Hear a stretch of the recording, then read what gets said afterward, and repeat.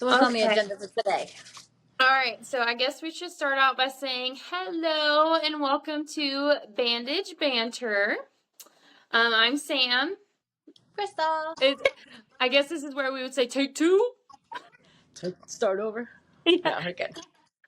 We're giving you guys all of it. Even the, maybe later episodes we'll have it like edited properly, but we don't know what we're doing. We just, This is for the nurses who are traveling like crazy hours to and from work and need something to keep them awake, because you never know what the hell we're going to talk about next, so you have to stay tuned in. And and the nurses who are driving cross country to their next travel nurse assignment, or the CNAs who want to listen to us be goofballs. And honestly, I feel like any healthcare professional could relate to the stories that we tell, because even for the ones that randomly pop in or even the EKG tech that fucking calls me all night long can relate to this lovely message. And maybe they'll show me some mercy next time they call me 37 times during a shift. Your V lead is off. This is where I pull a Your Krystal. L1 lead is off. This is where I pull a Krystal. Go fuck yourself. I do this. I can't hear you. I'm sorry. What? Huh? No? What? The V what? Just kidding. I'll fix the lead. I can't hear you when you're talking to me that way. I find it so mean that their telly is falling off. Oh God, that's so funny. They do. They're very aggressive on the phone. Oh my gosh. I had one the other night because my patient's heart rate, fair enough, was sustaining in the 140s. But we did not get parameters for the patient's heart rate. But I did call about it, and they were like, okay, thanks for letting me know. And I was like, could I have parameters? No, not at this time. Sorry, and hung up. Oh, okay. So I'm going to be the one that just has to listen to Telly call me about 80 times. And I'm sure that they get frustrated that they have to call me that many times during the shift. But it still sucked being on the other end of that phone, especially like when I'm trying to pull like from a port and they just keep calling and calling, and then they call a rapid. I'm like, well, if the doctor knows they're in the 140s, I've worked at that hospital. I know what you're talking about. If the doctor knows they're in the 140s, the parameter now is call me when it's 150. mm-hmm. I mean, he knows. He doesn't want to give me a parameter, but I also don't need to know every 10 minutes they're 144. I think I got lucky with the doctor that's now working as a monitor tech and asking me why is their heart rate in the 140s and what am I going to do about it. Oh, did you notify the doctor? Oh, I did. But no, I'm saying like the monitor tech had an MD. Yeah, no, I get it. I get it. I was not doing that particular my hospital. job. I've had many rapids called. I had one guy who was actually at that hospital. The guy was in like a total psychotic breakdown. Again, that's a neuro unit. I was working at that hospital. And he had ripped his monitor off. He was physically throwing like the bedside table. He was trying to pick the bed up and throw it at us. And a bunch of people came to the unit, like while I was trying to call security. I only wanted security, but like a bunch of medical staff showed up, like with the code card and shit. I was like, what's going on? They were like, oh, Telly Room said he was off his monitor for 2 minutes, so they called a rapid response. So now all of a sudden I had lots of helping hands while this guy threw chairs at us. I mean, it was great, I love it. The doctors were really pissed off, and I was like, well, it wasn't me, buddy. I mean, I'm in here trying to duck the fucking chairs. Like, last thing I'm doing is calling a rapid. He's clearly alive. Like, he's clearly alive. No. He's breathing. You should have told Telly he's in PA. He's in PA.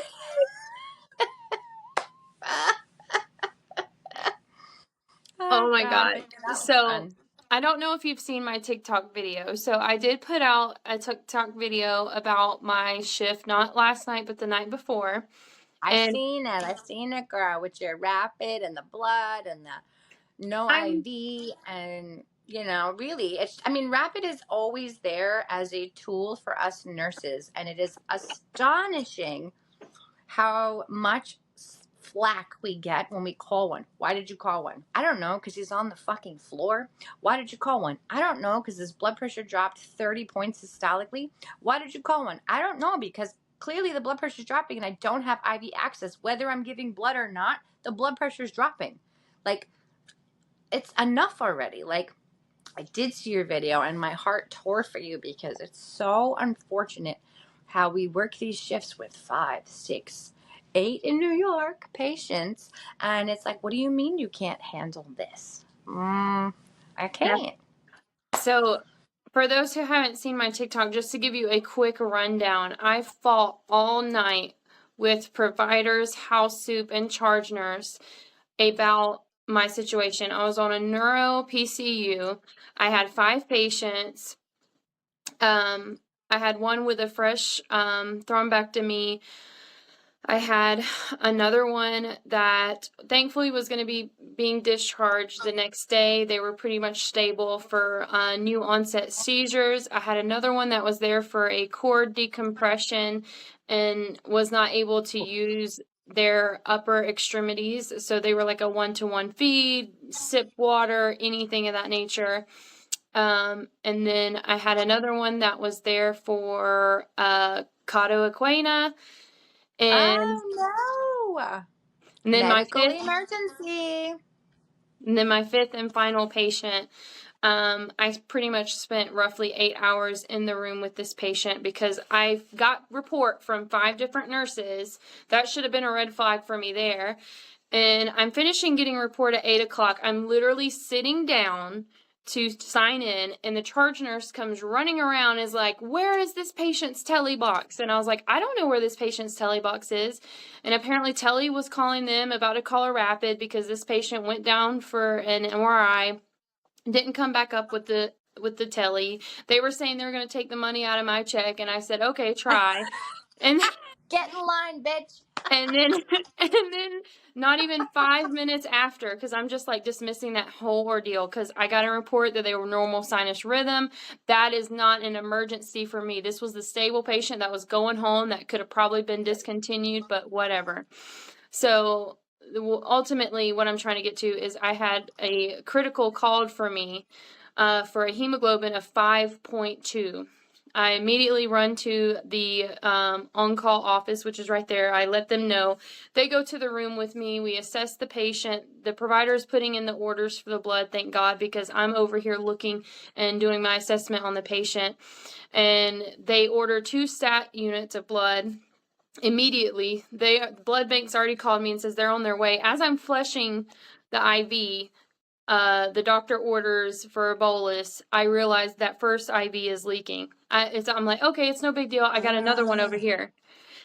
And go to flush that one, it's leaking. So now I have no IV access with blood already on the way up to me. So I go ahead and call a rapid, and it's just from the rest of the night on. The patient's hemoglobin got to as low as 4.8.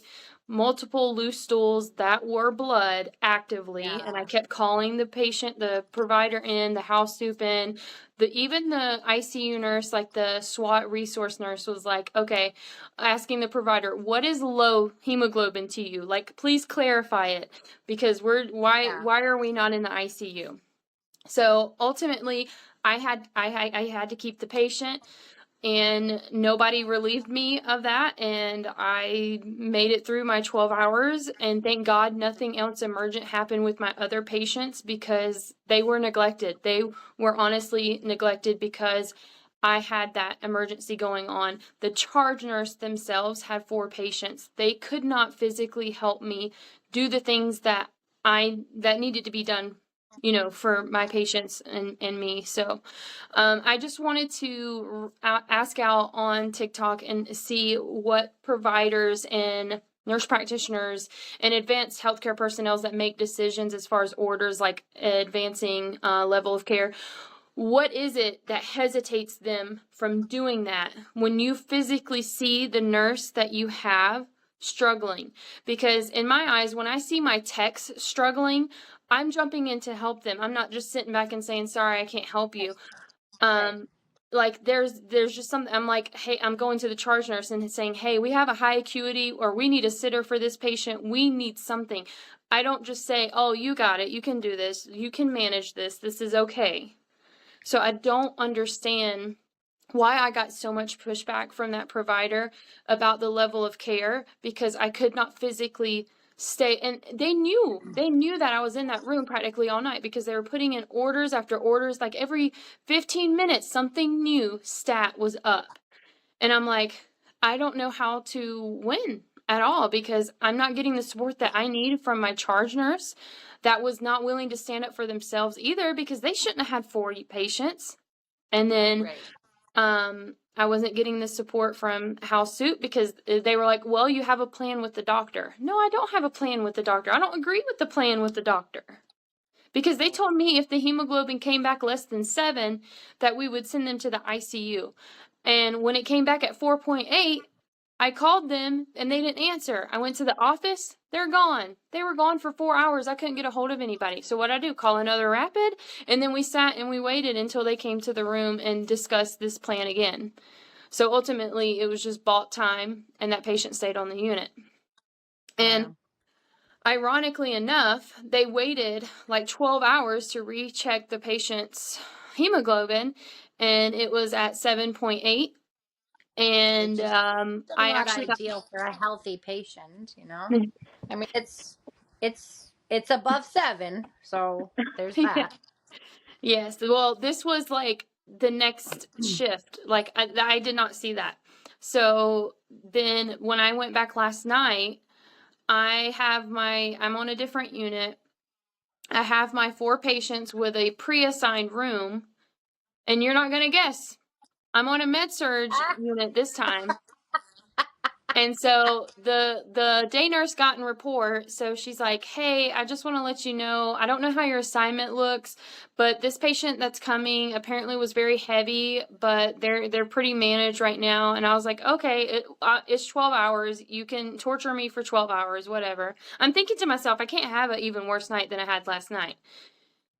And then they say the name, and I'm like, oh my God. So you're telling me this patient that I called 3 rapids on isn't even going to stay in the PCU for a full 24 hours after this whole shenanigans? They're putting them on a med-surg floor in one of the farthest towers that it takes 12 minutes at minimum for a rapid response to get to.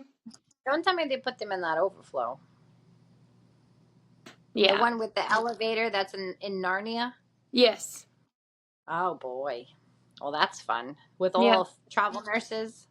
Yep. Like no regular staff? Nope. Yeah, that sounds about right. That's nope. fun. So, you gotta love it, you know? I just laughed. I said, God, you're funny. You're funny. Well, you know, Sam, he knew you could handle it, so he gave it to you. And he literally was like, you know what? Let's move this patient, because Sam's the only one in the hospital tonight that can handle it. Even if it's in Narnia, she can fucking do it. And you have to look at it that way in our profession. You have to say, you know what? He would never give me more than I can handle. He really pushes the bar sometimes. But did we die? Did the patient die? Did anybody die by boob? No. We survived. You know? No titty slip. Oh my God. Yeah, I just want to know, because like for us, when we transfer a patient, you know, we have to go through the motions of calling report and like getting the patient ready. Like, I'm just trying to understand, what does a provider have to do that it would bother them to not want to advance it, when I'm visibly saying I cannot handle this, and nobody else on the unit wanted to take her from me because they all said she needed to be in the ICU. Well, let's be clear here too. I'm almost certain that the floor that she moved from, which might have been a PCU, you still had the same amount of patients on that unit as you did the med surge. Is that correct? Yes. So what would make it a PCU other than the billing properties of that patient's bed? What would make what a PCU? So if the nurse still has 5 patients on a PCU and the nurse in med surge still has 5 patients on a med surge, really it's the hospital that benefits by calling it a PCU. So what I'm trying to get at is, why do the doctors move these patients? It's all about the money, baby. They need the bed for somebody else who is sicker, but quite frankly isn't going to get any better care because the nurse still has 5 patients. So a true PCU is 3 patients, 4 absolute tops if you have one getting ready to transfer out. In this particular hospital that you're working at, it's quite scary that they have 5 to 6 patients on the night shift on a PCU.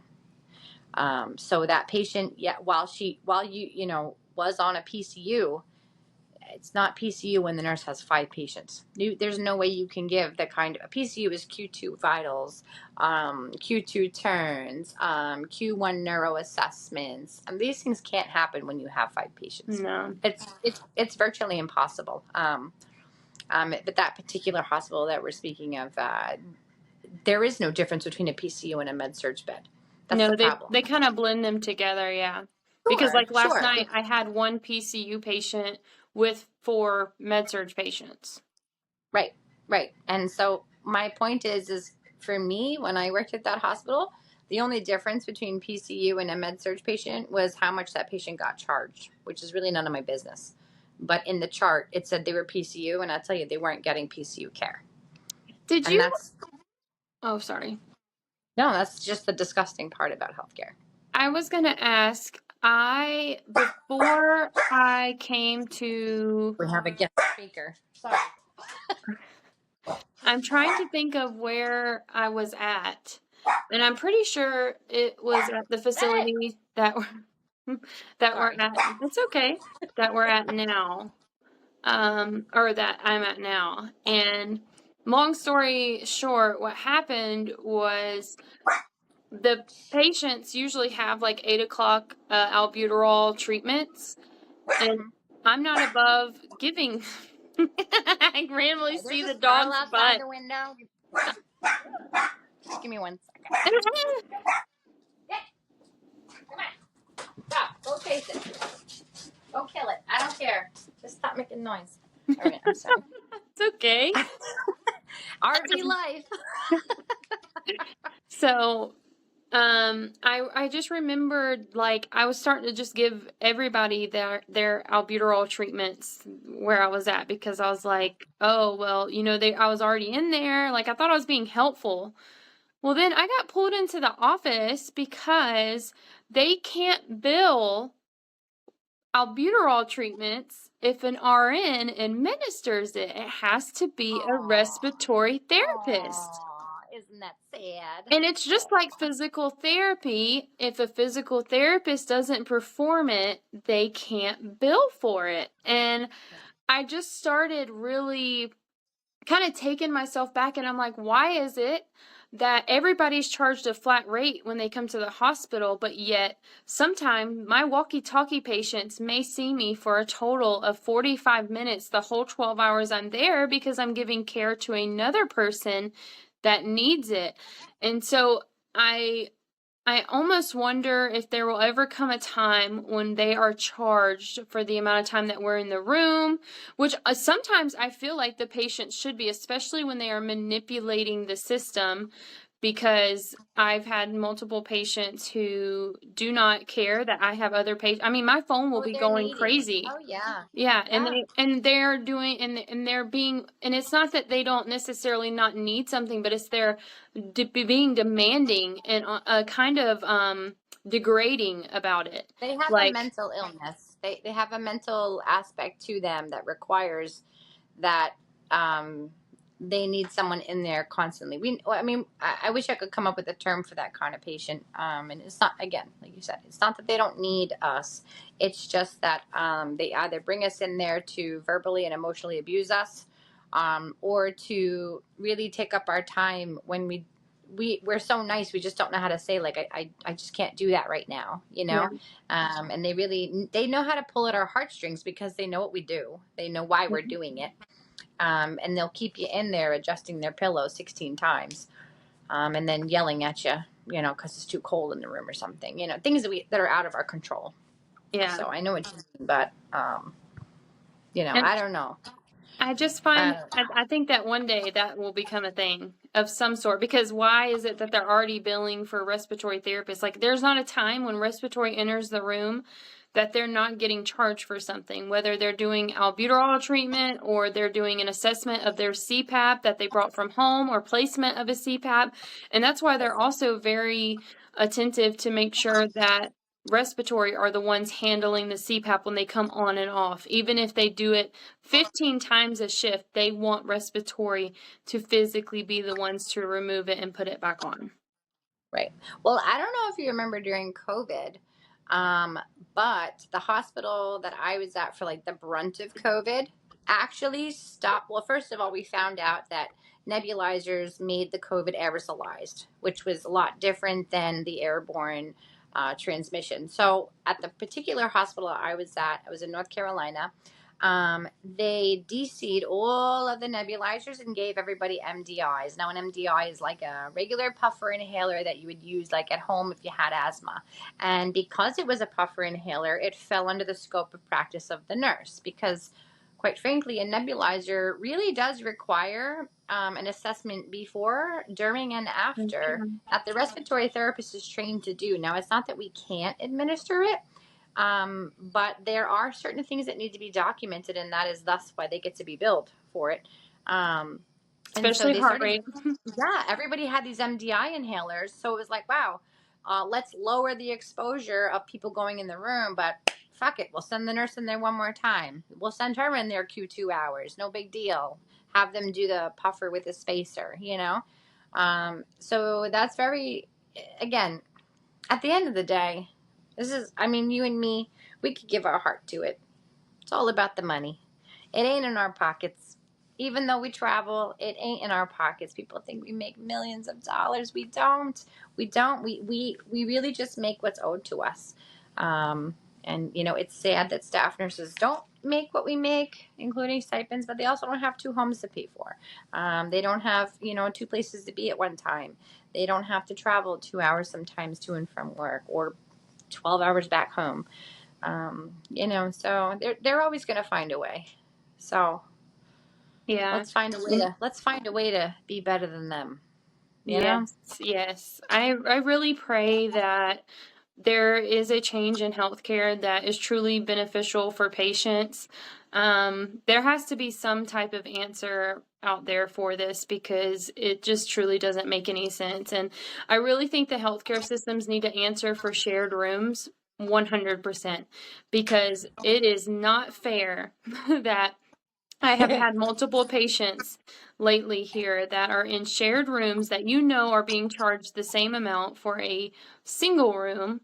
Meanwhile, they're sharing rooms that are not you. First of all, I think shared rooms are an invasion of privacy and HIPAA violation, because people come in and go all day long and they just talk to the patients, assess the patients, communicate. And I understand that that may be the normal for other places, but when you are paying the price that you are for healthcare in America, you deserve a private room. And you deserve a private room with the amenities that everybody should be getting. It shouldn't be a shared room where somebody gets control of the TV and then you get this one little random clicker and you're shoved in the corner. Without the And TV controller. yeah, like and then my thing is they don't properly, and I'm so sorry for the people who are out there that are bed coordinators. I don't know if you've been a nurse before, or if you're required to be a nurse, or if you just came out of freaking high school. The things that I see that these people do and put patients in, first of all, anybody with liver cirrhosis getting lactulose, they need a single room. Hands down, they need a single room. Do not put them in a room with a shared patient, because half the time, everybody knows the smell of lactulose, and that is just cruel and grueling. Yeah. And then for the patients who have open wounds that came in and are being questioned for debridement and going to be getting a biopsy taken of, why don't you wait till the cultures come back? Because half the time they're going to be some type of MRSA. Hell, I just had 2 patients. They put them in the same room together because they had MRSA, and then infection control came in and said, oh, they're different types. One was MDRO. They were both MDRO, but they were different strains, so they can't be in the same room together.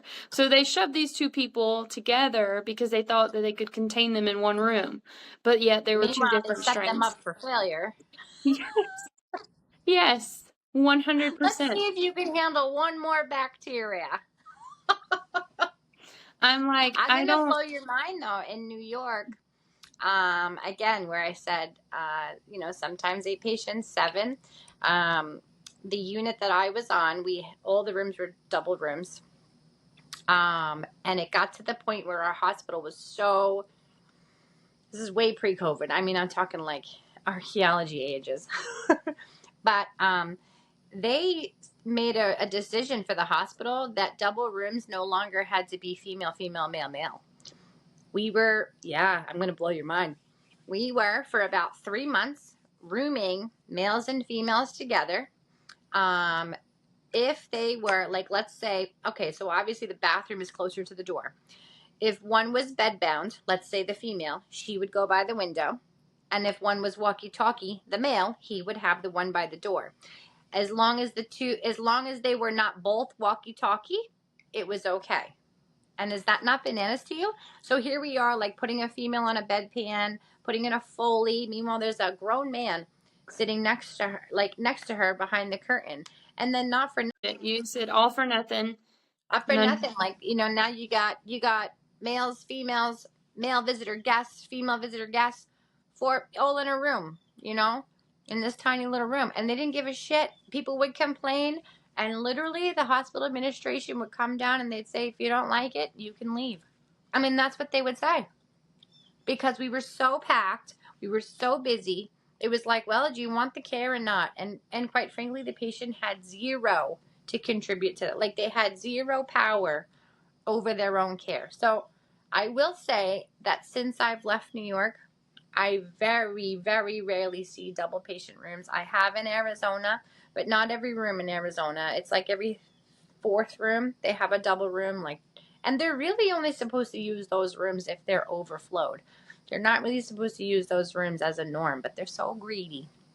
Yeah, the Tower 1 is mainly, a majority of them is single rooms, but even the newly remodeled Tower 3 and Tower 4, they are a majority double room now.